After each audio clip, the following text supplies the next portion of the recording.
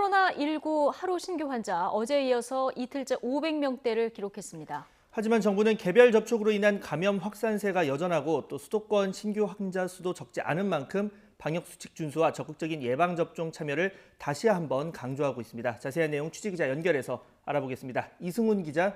네, 이승훈입니다. 네, 어제는 검사 건수도 조금 늘었을 텐데요. 500명대를 유지했군요. 예, 하루 신규 확진자는 모두 512명입니다. 전날보다 환자 수는 10여 명 정도 늘었지만요. 검사자 수가 말씀하신 대로 2배 정도 많았던 걸 보면 감소세로도 보입니다. 하지만 방역당국은 확진자가 주초엔 주말 효과의 영향으로 감소했다가 수요일부터 증가하는 패턴이 이어지고 있고 그런 연장선상에서 봐달라며 매우 신중합니다. 감염 경로를 보면 국내 발생이 477명 그리고 해외 입 사례가 35명입니다. 여전히 수도권 환자의 비중이 큽니다.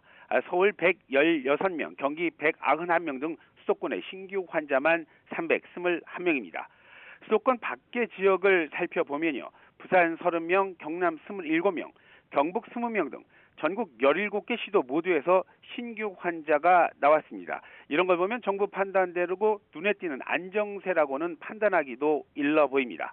사망자는 3명이 더 늘었습니다. 특히 위중증 환자가 하루 새 24명이 늘면서 걱정은 커지고 있습니다.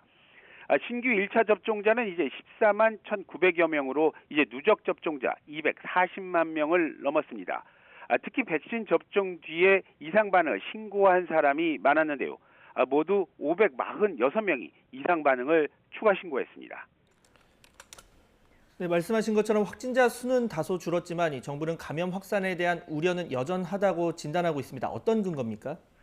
말씀드렸다시피 정부는 환자 감소세의 주요 이유로 주말 효과의 영향이라는 데 방점을 두고 있습니다. 이런 판단의 근거에는 최근에 여러 지표가 별로 좋지 않아서입니다. 먼저 최근 한 주간의 검사 양성률은 1.88%로 6주 연속 증가하고 있습니다.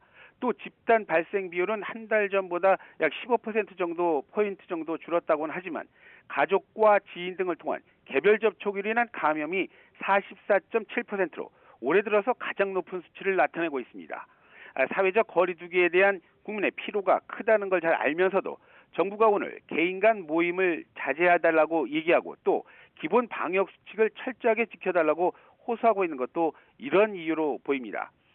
정부는 코로나19 백신의 추가 물량을 확보한 만큼 대상별 접종 일정은 최대한 당기기로 했습니다.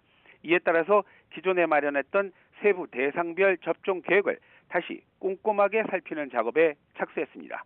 지금까지 YTN 이승훈입니다.